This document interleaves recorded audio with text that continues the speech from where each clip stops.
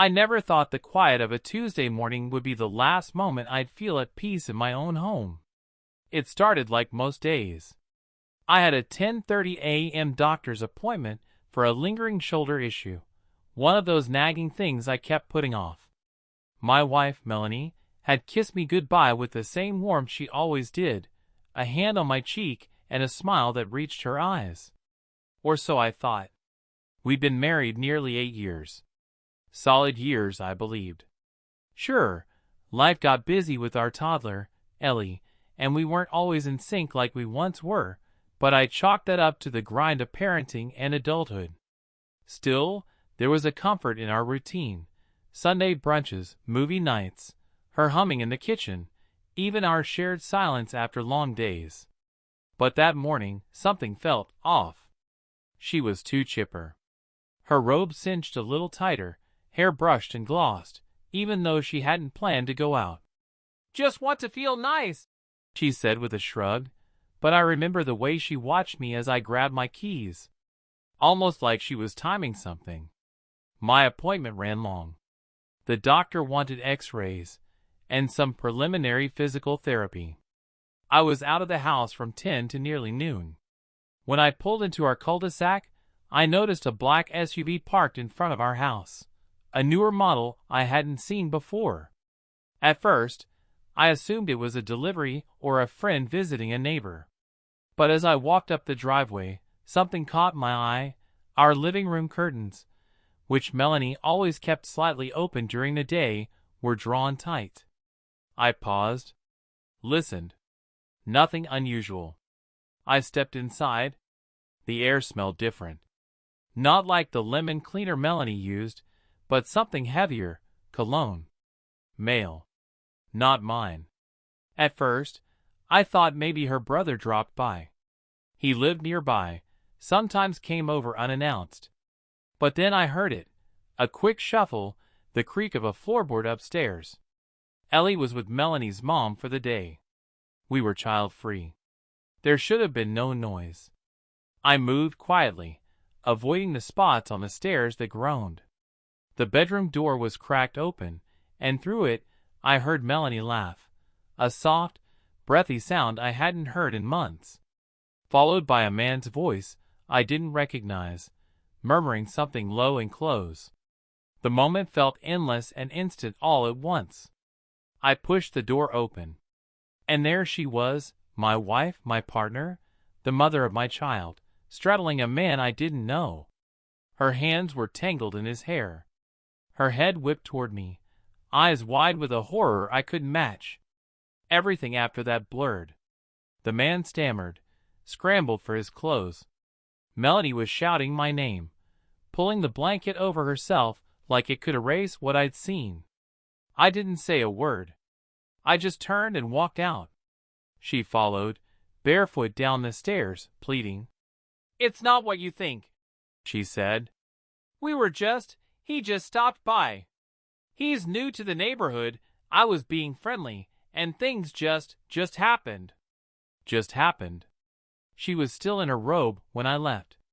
The same robe she'd been wearing when she kissed me goodbye. I got in my car, drove to a nearby park, and sat there for an hour, staring at nothing. Her betrayal wasn't just in the act, it was in the timing. The planning. The way she'd looked at me that morning with lips still swollen from someone else. That was the day everything shattered. I didn't go home that night. I couldn't. I stayed in a cheap motel off the highway, the kind with peeling wallpaper and vending machines that barely worked. The silence in that room felt thicker than the air, pressing against my chest like a weight I couldn't name. I stared at the ceiling for hours, trying to make sense of a woman I thought I knew. The woman I still, somehow, loved. By the time I came back the next morning, she was already waiting in the kitchen. The robe was gone.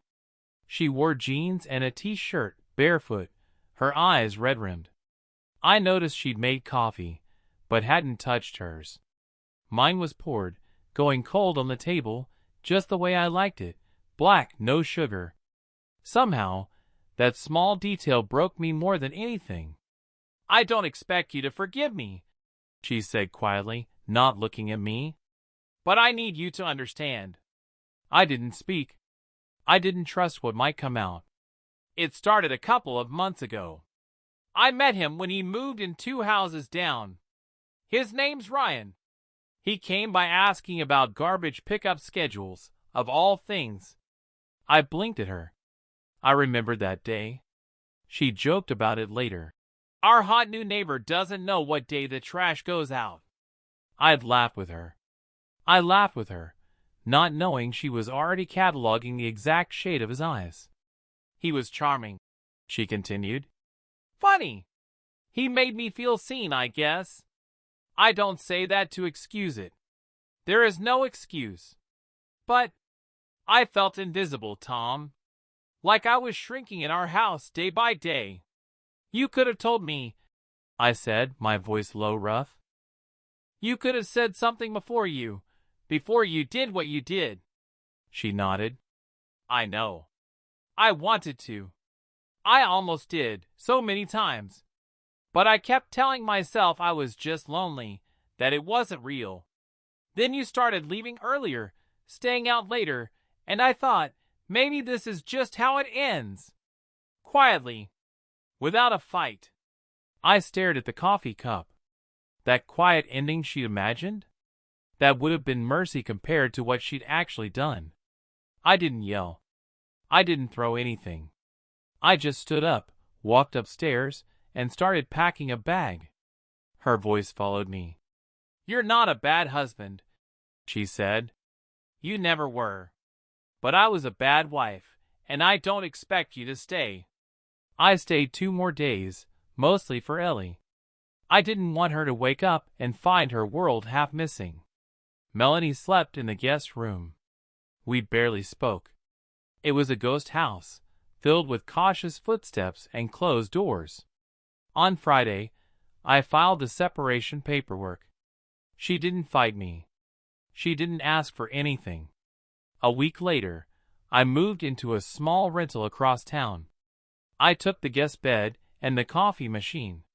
She kept the house, mostly because I couldn't bear to look at those walls anymore. Ryan moved out 2 weeks after that. I heard from a neighbor that it didn't work out. I didn't ask why. I didn't care. Maybe she realized it wasn't love, just a mirror reflecting a version of herself she thought she wanted to be. We share custody of Ellie now. We smile for her, keep things civil. Sometimes, I catch Melanie looking at me with an expression I can't quite name. Regret, maybe? Or nostalgia. Or the simple grief of someone who knows they broke something they'll never be able to fix. As for me, I'm healing. Some days, I feel like I'm moving forward. Other days, it's 1 step forward, 2 steps through mud. But I'm learning how to be alone. I'm learning that peace doesn't always come with closure, and that's okay. I don't know what the future holds. I don't know if I'll ever trust that deeply again. But I know one thing. I deserved more than a lie wrapped in a kiss goodbye.